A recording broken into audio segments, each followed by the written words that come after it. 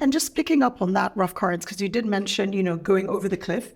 So which is in line with your analogy about the rough currents. So rough currents, you've gone over the cliff, right? So let's just shift our focus a little bit to the actual debt distress. And now you're looking at a debt restructuring scenario. So what we've seen recently, obviously, are things like the introduction of the DSSI, the common framework, and just interested in, sharing your thoughts around how that is evolving. Right. Obviously, the DSSI came in 2020, around the pandemic. We've seen the common framework be a little bit more robust, trying to be. But again, it's, there is that argument that perhaps it's not fit for purpose. Yes.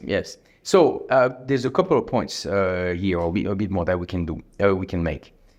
First off, the SSI was a very emergency response to the pandemic. That was just a flow treatment from official sector debt. And on top of that, official sector that would then have separate agreements agreed, and all things were not, So that was an emergency thing that was not really solving, that was just giving some breathing space for some countries, which was useful in some cases. In the case for Nigeria, for example, that was not useful. That was not what, It was not appropriate for our debt profile. Exactly, and it was entailing more, or putting on Nigeria more uncertainties because of that mechanism than when he was solving the situation.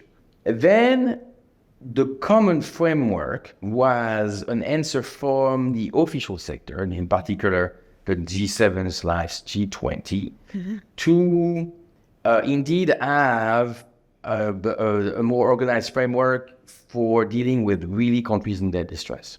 And that was a brainchild of the official sector that was facing a new situation, in the sense that the shifts of capital power had changed, right? So there's a diversity of creditors this time around. Exactly. So you have a big capital markets with many different type of creditors in the capital markets. And then you have new lenders that really came to power from one day to the next over the last, let's say 20 years, but in particular about the last 10 years.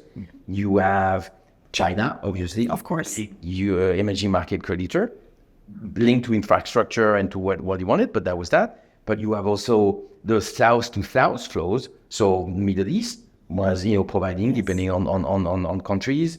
Then, also within the BRICS, you have some things. South Africa is a provider of capital for Africa. So, all of that was really changing the debt view compared to, let's say, I would say, quote unquote, the old world that was not so absolutely, old. absolutely, the 90s and the 2000s, where it was predominantly from Western G7 countries. The traditional Paris Club. Yeah, a Paris Club and then London Club, all the loans type. And so, indeed, to find a solution, and to be very prosaic, well, the G7, the old Paris Club countries needed a way to bring China in, because, they had, let's say, the Paris Club countries had the experience and the process to deal with that, because that was, something that they started after the Second World War, basically. But they had no longer the monopoly. The monopoly, or let's say the credibility of the stakes, because they had very little stakes. But very little. They're not the majority later. Exactly. Compared to China, we were saying, well, guys, all of that is neat, but this is I'm facing this. So why should I take your medicinal advice? And so obviously a consensus was to be found. All of that was in the midst of the complicated relationship between China and US, obviously. Of course. But so the common framework was created. So, but first, and pardon me for being technical for 1 second, the common framework is something that's been created for a certain categories of countries, according to the IMF and World Bank classification, which has the low-income countries, which Nigeria is not, right? That's just above. It's considered a middle-income country, a low middle-income country, but still a middle-income country. So the common framework doesn't apply. But the common framework was also a way to keep the IMF medicine in place, which the traditional Paris Club countries were comfortable with. Problem was that China, with the IMF policies, there was also a world apart, and we have to realize that China was new in terms of lending to the world. It's something that ramped up, and so it took it was quicker for them to encounter problems than it was for the Paris-Tom countries. But so it came, and so they had to adapt to all of this and that thinking, plus with the politics between the different countries. So it was it's an attempt that was at the difficult childbirth, but that is going forward. That has a momentum. It was so the first case indeed could have been Chad, if I remember, but Chad because of the oil price change and there was specific agreement. Then it was really Ethiopia. Ethiopia was stalled because of the internal struggles between the different factions, and then it was Zambia. So Zambia, on top of that faced a change of power in the middle of the process, so that lengthened everything. And obviously, that was a case where China was massively overexposed than the other Paris Club countries. So it was to bring them in. Ghana got the benefit of that because Ghana is a low-income country. They decided to go to the common framework, but in such a way that the things unfolded in terms of getting the IMF program and the community together much more rapidly. Now that's why I'm hoping that Ghana will find a situation out of that crisis. I was actually going to ask about Ghana, given that Templars, we have an office in Ghana and we advise on Ghana as well. And actually I've had the opportunity to advise a number of clients who have been exposed to the Ghana sovereign debt in relation to the local borrowing at the moment. Mm-hmm. So we've done the local currency, we've also done the cocoa, US dollar. Yeah. But I just wonder, because I can't mention who we've advised, but we've seen what looks like a trend where, although it's an opt-in situation, it almost seems as if the creditors have to take it or leave it. Well, so that's and that's a good segue because that adds to the debate on your question about the common framework. Yes. And I'll go beyond the common framework because here, common framework is really for official creditors, and then you have the other creditors, right? And then you have the big debate of comparability of treatment. How you compare it. And the official sector, I've always been the one to say, the commercial sector should do at least as much as we do, if not more. Mm-hmm. But the reverse comparability, no, never. No. That's not going to happen. And in the case of Ghana, that's very important because that's why I believe the commercial creditors right now are taking a little bit stand back. They were pushing and they were, for the common framework to be to happen if they were to happen, and enticing the authorities to be tough if it was taking too long time for it to be formed. But then now that's it's formed, they're taking since the official sector is not as exposed as much, and they say comparability of treatment, we'll see what deal they want to caster, because we're not going to want to overburden ourselves if they're not taking. So since they know they cannot apply reverse comparative treatment, they are sort of playing the mouse and cat game with the official sector to see, what's come first, or that's the effort that you're willing to make. Obviously, all of that in the case of Ghana, which is different in Zambia, was edged on the domestic restructuring, because without that, and what we discussed at the beginning, cutting the Ponzi sort of snowball effect was, nothing would have worked. But that's where it is. Now, everybody, but rest assured that everybody is better off, from the debtor and obviously all kinds of creditors, for crisis resolution to resolve swiftly. Yes. Swiftly doesn't mean precipitating yourself, because, the country has to show for the effort they ask from their creditors and all the reforms they're willing to make, and how the relationship with the IMF program works. And for Ghana, this is a key element, because Ghana has been the darling of the IMF. It was. Now there's been some disappointments, and so the authorities have to show for it. I'm willing to go, to these reforms. Now, we know elections are coming, so there will be maybe some change. But so they are, all parties are better off to have a swift resolution, because you have that and you go forward. So I'm hoping now. The common framework, as we said, for these categories of countries. Other countries have problems. Argentina was not. It's a G20 country. Sri Lanka, it's a middle income country, and they are, Ukraine. So Ukraine was a war-related event in 2015. Sri Lanka was a combination of factor, which was actually it was not political games in a way, but there was a political power that came into power and wanted to be very populist, slash the taxes, and then you had COVID. For them, resources. I mean, they don't. We always think about tourism, but they have actually other things like tea and the garment business as well, which is key. But obviously, that was a big tank. And since it's an island, they import a lot of things, right? And so all of that bubbled up. Now, for Sri Lanka, there's no common framework because it's a middle income country. So it's Nigeria.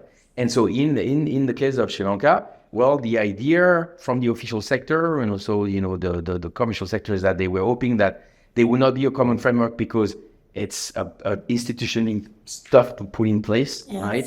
But some sort of a common framework like where people will gather, and to discuss together. And to discuss together. So in the case of Sri Lanka, you have the Paris Club, where in fact India has sort of joined into that. So in the format, so India Paris Club led the sort of thing with Japan. In fact, so you have Japan, but Japan is part of the Paris Club, so it represents, but it's the head. So at the helm you have France, is the secretary of the Paris Club.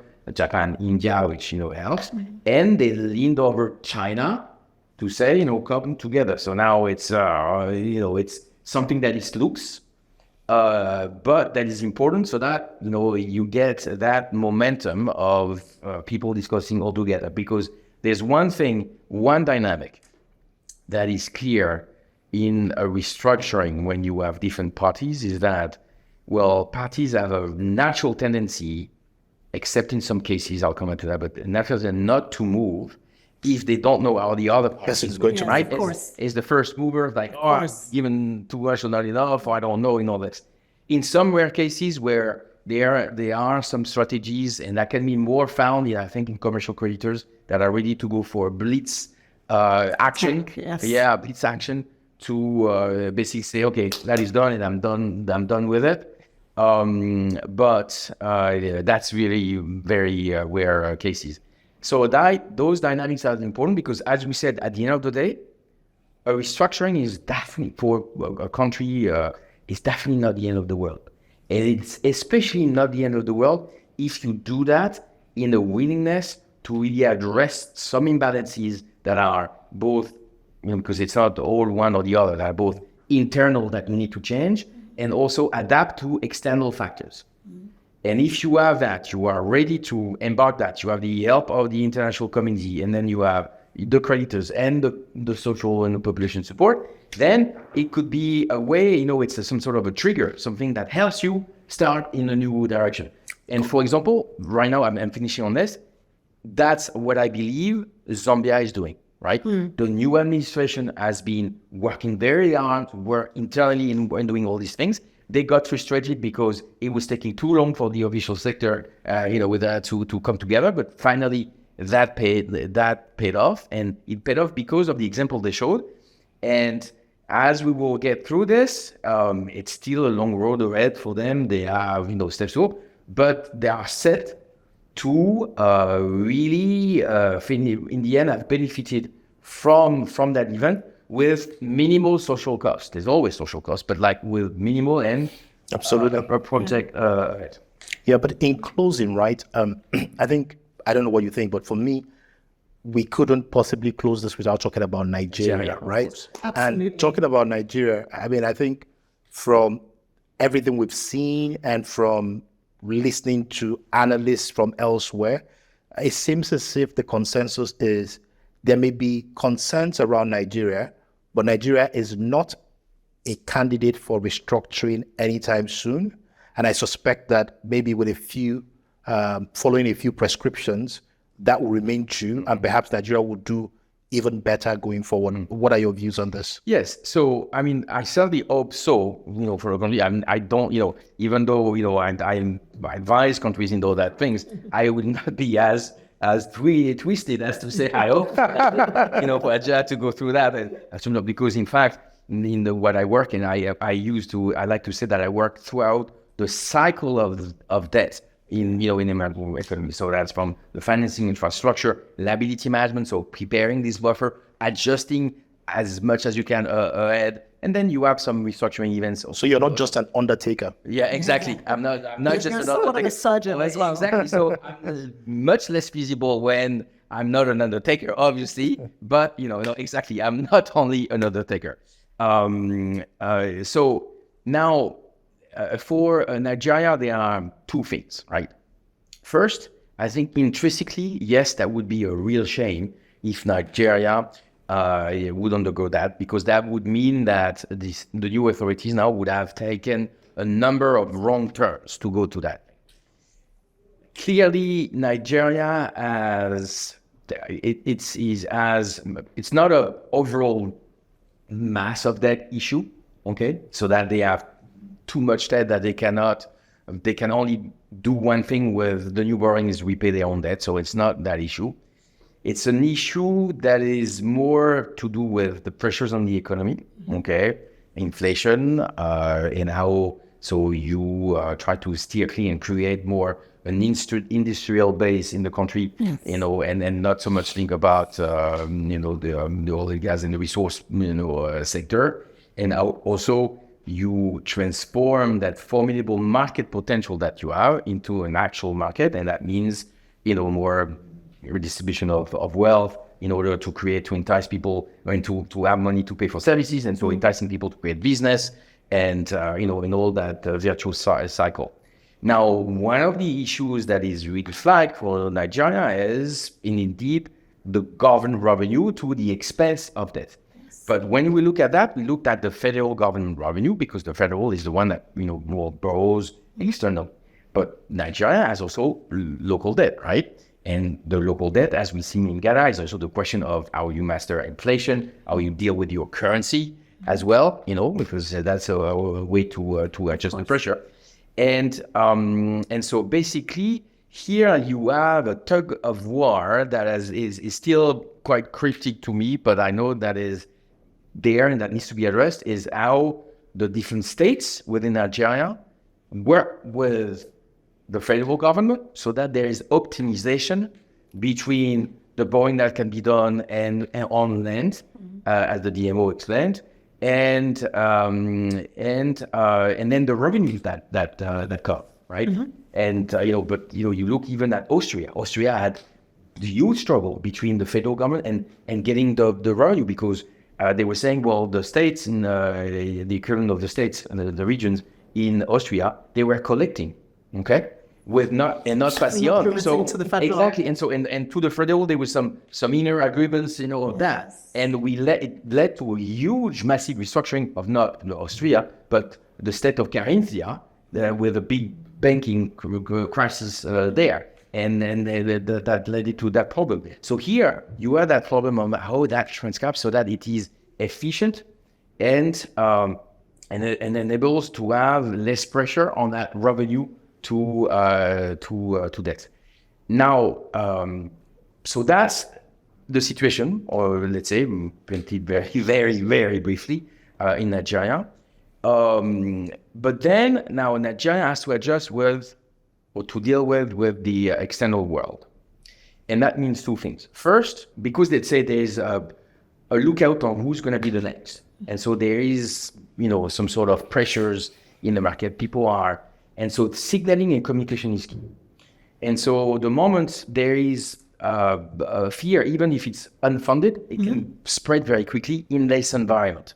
So that needs to be managed, and very much transparency, explaining, dealing with, and that's with our, market participants, but locally with rating agencies, with all, very important rating agencies, either with the IMF and the World Bank as well, and all the different type of creditors. Now, the second point is that it's true that the world economy, in terms of the of the flows, is a little bit. It's different. I don't want to be Dr. Gloom, and Nouriel Robini does that way better than I do.